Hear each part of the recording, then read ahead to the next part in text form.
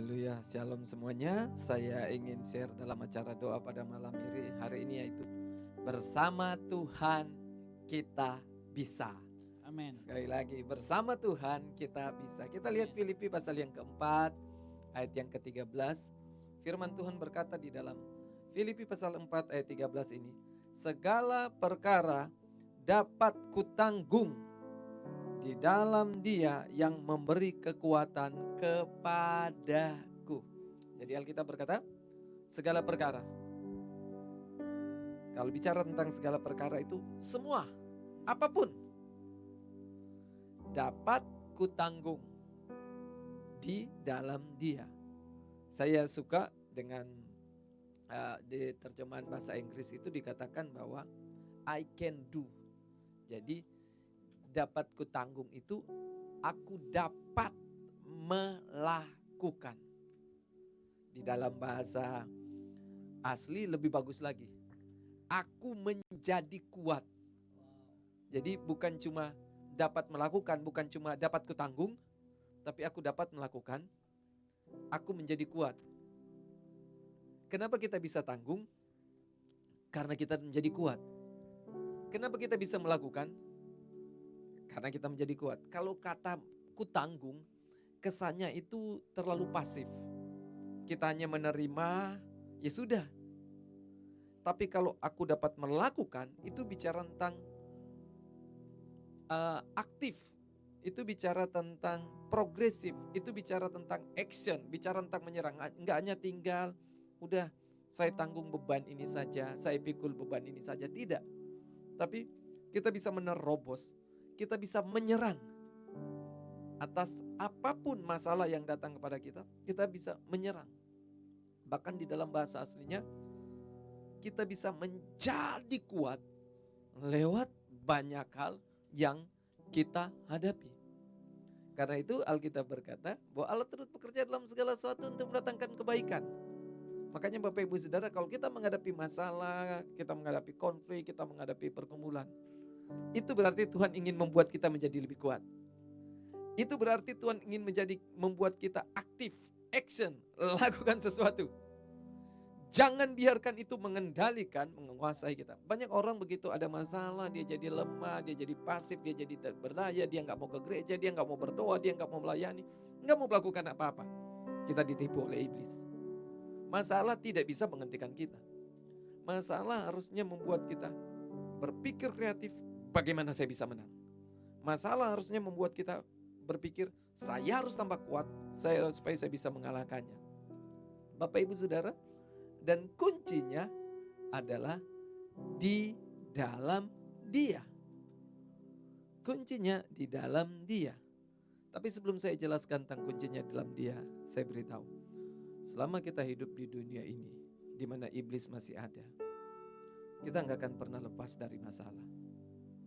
Yohanes 10 ayat yang ke-10, firman Tuhan sudah bilang bahwa pencuri datang hanya untuk mencuri, membunuh, membinasakan. Siapa pencuri? Iblis. Dia datang hanya untuk mencuri, membunuh, membinasakan. Hanya untuk merusak, hanya untuk menghancurkan, hanya membuat masalah. Lihat pertama kali waktu iblis bertemu dengan manusia, apa yang dilakukan? Masalah. Dia buat manusia supaya bermasalah dengan Tuhan. Waktu manusia bermasalah dengan Tuhan, selesai semuanya. Dengar baik-baik. Jangan bermasalah dengan Tuhan. Dekat sama Tuhan. Pulihkan hubungan kita dengan Tuhan. Di dunia ini hanya dua yang bekerja, kalau bukan Tuhan, iblis. Sekarang kita mau ikut Tuhan atau ikut iblis? Kalau kita ikut Tuhan, jelas kita jadi musuh iblis. Kalau kita ikut iblis, jelas kita jadi musuh Tuhan. Kalau kita ikut Tuhan, iblis gak senang. Dan dia akan menggunakan segala cara supaya kita bermasalah dengan Tuhan. Kita lihat di dalam kitab Wahyu, itu jelas iblis yang menyebabkan masalah. Selama masih ada iblis, kita akan menghadapi masalah. Wahyu 20 ayat 1 sampai ayat yang ketiga. Wahyu 20 ayat 1 sampai 3. Kalau Bapak Ibu sudah lihat perikopnya, 1000 tahun damai. Jadi akan ada masa di bumi ini, di bumi loh, belum di surga. Di bumi ini akan ada masa selama 1000 tahun itu damai. Kenapa 1000 tahun itu bisa damai? Lalu aku melihat seorang malaikat turun dari surga memegang anak kunci jurang maut dan suatu rantai besar di tangannya. Ia menangkap naga si ular tua itu, yaitu iblis dan setan. Dan ia mengikatnya 1000 tahun lamanya. Lalu melemparkannya ke dalam jurang maut dan menutup jurang maut itu dan memeteraikan di atasnya, supaya ia jangan lagi menyesatkan bangsa-bangsa. Selama berapa lama? Selama 1000 tahun. Baru kemudian dia akan dilepaskan beberapa saat lamanya. Jadi kenapa ada namanya 1000 tahun damai? Karena gak ada iblis dan setan yang menyesatkan bangsa-bangsa, yang mengalihkan kita dari Tuhan. Kalau kita teralihkan dari Tuhan, kita akan bermasalah. Jadi selama masih ada iblis, kita akan menghadapi konflik, kita akan menghadapi masalah. Dia akan datang mencuri, dia akan membunuh, membinasakan. Lewat masalah itu dia ingin membuat kita jauh dari Tuhan kok. Tapi ada kunci supaya kita menang. Nah, karena kita menghadapi iblis ini, saya beritahu tidak ada satu manusia pun yang bisa menang dari iblis. Kenapa gak ada manusia menang dari iblis? Karena waktu Tuhan menciptakan iblis yang kemudian jadi iblis ini, itu sebenarnya malaikat Tuhan namanya Lucifer. Ada 3 penghulu malaikat di surga, salah satunya adalah Lucifer. Dan Lucifer itu punya otoritas, punya kuasa yang Tuhan berikan. Ketika dia menjadi iblis, dia dicampakkan ke bumi karena dia memberontak. Tuhan tidak mengambil kuasa itu. Tujuannya supaya Tuhan ingin melihat manusia, apakah manusia mau ikut Tuhan atau ikut iblis. Jadi Tuhan gak ambil kuasa itu. Jadi iblis ini dia punya kuasa yang besar. Dia salah satu dari 3 malaikat pemimpin di surga. Jadi gak ada satu manusia pun yang bisa mengalahkan iblis. Tetapi kalau kita bersama dengan Tuhan, kita bisa kalahkan. Alkitab berkata bahwa segala perkara dapat kutanggung di dalam Dia.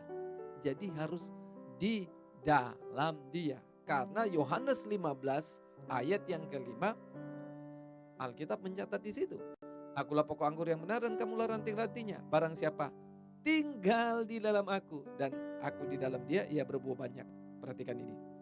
Sebab di luar aku kamu tidak dapat berbuat apa-apa. Ingat, di luar Yesus kita gak bisa berbuat apa-apa. Makanya Paulus berkata di dalam 2 Korintus 3 ayat yang keempat, bahwa apapun demikianlah besarnya keyakinan kami kepada Allah oleh Kristus. Ayat 5, dengan diri kami sendiri. Lihat, ini Paulus siapa yang meragukan dia. Tapi dia bilang dengan diri kami sendiri. Kami tidak sanggup memperhitungkan segala sesuatu seolah-olah pekerjaan kami sendiri. Tidak, dia bilang. Kesanggupan kami adalah pekerjaan Allah. Jadi kalau kita sanggup melakukan segala sesuatu, sanggup berbuat baik, itu karena pekerjaan Tuhan. Sanggup melayani itu karena pekerjaan Tuhan. Sanggup berdoa itu karena pekerjaan Tuhan. Sanggup hidup kudus itu karena pekerjaan Tuhan. Sanggup membaca Alkitab itu karena pekerjaan Tuhan. Sanggup bekerja, sanggup produktif, sanggup berkeluarga, sanggup menghasilkan di bumi ini, sanggup berhasil di bumi ini, itu karena Tuhan. Makanya segala hal dapat kutanggung. Aku beroleh kekuatan. Aku bisa menang atas segala sesuatu. Kenapa? Kalau kita di dalam Tuhan. Hanya Tuhan yang bisa mengalahkan iblis. Jadi waktu kita bersama dengan Tuhan, kita bekerja sama dengan Tuhan, maka kita bisa melakukan. Di kitab Mazmur dikatakan, bersama Allah kita akan lakukan perbuatan-perbuatan yang gagah perkasa. Bukan perbuatan yang biasa-biasa. Kenapa? Anak Tuhan bersama dengan Tuhan. Di dalam Efesus pasal 6, kita lihat ayat 10, di situ jelaskan tentang peperangan rohani. Tuhan beritahu pertama sekali Tuhan beritahu untuk sebuah peperangan rohani adalah akhirnya hendaklah kamu kuat di dalam Tuhan, di dalam kekuatan kuasanya. Tuhan tahu bahwa hidup di dunia ini adalah sebuah peperangan. Karena iblis enggak senang kita bangun front dengan setan waktu kita jadi anak Tuhan. Dan Tuhan bilang kamu harus kuat. Kuat di dalam Tuhan. Di dalam kekuatan kuasanya. Kenapa? Ayat yang ke-11. Ayat yang ke-11. Kenakanlah seluruh perlengkapan senjata Allah, supaya kamu dapat bertahan melawan tipu muslihat iblis. Ayat 12. Karena perjuangan kita bukan melawan darah dan daging. Bukan melawan, tetapi melawan pemerintah, penguasa, penghulu dunia. Jadi yang gelap ini melawan roh-roh jahat di udara. Jadi kita tidak sedang berhadapan dengan sesuatu yang bisa kita lihat secara fisik. Tapi kita sedang berhadapan dengan kekuatan yang lain yang bekerja di dalamnya. Jadi waktu engkau punya masalah di kantor, engkau lihat, engkau rasa, engkau alami, bukan itu lawanmu. Tapi kekuatan di balik yang membuat engkau bermasalah di kantor. Ketika bisnismu bermasalah, engkau lihat bisnismu bermasalah, bukan itu sebenarnya masalahnya. Ada satu kekuatan lain yang sedang menghambat sehingga bisnismu tidak bisa maju. Saya dengar ada satu hamba Tuhan, dia bilang tentang roh kematian. Roh kematian ini tidak hanya berhubungan dengan kematian fisik. Dan roh kematian ini sedang bekerja di seluruh dunia. Roh kematian ini membuat bisnis mati. Membuat karir mati. Dia membuat segala hal yang kita lakukan itu mati. Jadi dia tidak hanya kematian secara fisik tubuh, secara kesehatan, tapi dalam segala hal dia ingin buat semuanya mati. Itu pekerjaan roh kematian. Kita sudah baca Yohanes 10 tadi. Mencuri, membunuh, membinasakan. Dia ingin matikan panggilan Tuhan atas hidup saudara. Dia ingin matikan visi Tuhan atas hidup saudara.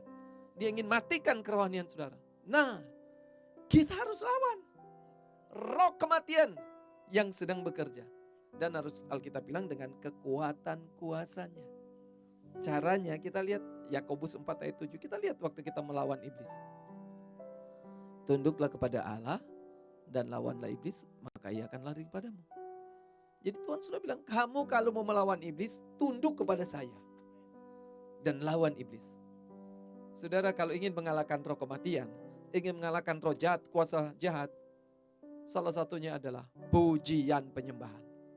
Jadi waktu kita muji, nyembah, muji, nyembah, muji, nyembah, itu adalah satu bentuk peperangan terbuka di alam roh. Sekali lagi, front, buka front dengan setan di mana? Di alam roh. Waktu kita memuji dan menyembah Tuhan, Alkitab bilang Tuhan adil, Tuhan bertahta. Kita lihat malaikat-malaikat Tuhan datang. Dan apa? Dia perangi kekuatan musuh, dia perangi kekuatan. Jadi pujian penyembahan pertama membuat kita jadi tambah kuat. Banyak orang pikir waktu kita puji Tuhan, Tuhan tambah-tambah besar. Tuhan tambah hebat. Tuhan tambah luar biasa. Tuhan tambah kuat. Enggak. Dia memang sudah maha kuat, maha dahsyat, maha besar, maha tinggi. Jadi apapun yang kita lakukan dalam pujian itu tidak membuat dia bertambah. Tapi sebaliknya waktu kita memuji Tuhan, kita bertambah kuat. Kita bertambah iman secara rohani. Kita bertumbuh waktu kita memuji Tuhan. Itu pertama. Tapi yang kedua, waktu kita memuji Tuhan, kita sedang mengundang hadirat Tuhan, kerajaan Allah, malaikat-malaikat Tuhan hadir. Makanya Bapak Ibu Saudara, walaupun kita online ini, justru ini lebih dahsyat Bapak Ibu Saudara. Karena lewat online ini kita nggak bisa dibatasi oleh apa? Tempat dan jarak. Siapapun di seluruh dunia, kalau dia punya internet, kalau dia punya jaringan, orang bilang selama dia punya sinyal, punya batang gitu ya. Punya batang, dia bisa terhubung dalam roh lewat tayangan ini bersama dengan kita. Sehingga jangan anggap remeh pujian penyembahan Bapak Ibu Saudara. Waktu kita menyebarkan, waktu kita pujian penyembahan di tempat dimanapun siaran ini dapat disaksikan, mereka akan merasakan hadirat Tuhan. Kita sedang menghadirkan malaikat-malaikat Tuhan di Indonesia. Hari-hari ini kita butuh malaikat Tuhan hadir di Indonesia. Mengalahkan kekuatan-kekuatan jahat yang mau menghancurkan Indonesia. Mengalahkan kekuatan-kekuatan jahat yang melumpuhkan Indonesia. Hei gereja Tuhan, iblis sedang melancarkan serangannya untuk menghancurkan Indonesia. Mari angkat pujianmu, angkat penyembahanmu. Hancurkan kekuatan musuh yang sedang bekerja untuk menghancurkan gereja Tuhan pada hari-hari ini. Bangkit, berperanglah, angkat suaramu, nyanyikan pujianmu, jadilah kuat. Waktu engkau memuji menyembah Tuhan, engkau bersatu dengan Tuhan, engkau menjadi kuat di dalam Tuhan. Haleluya.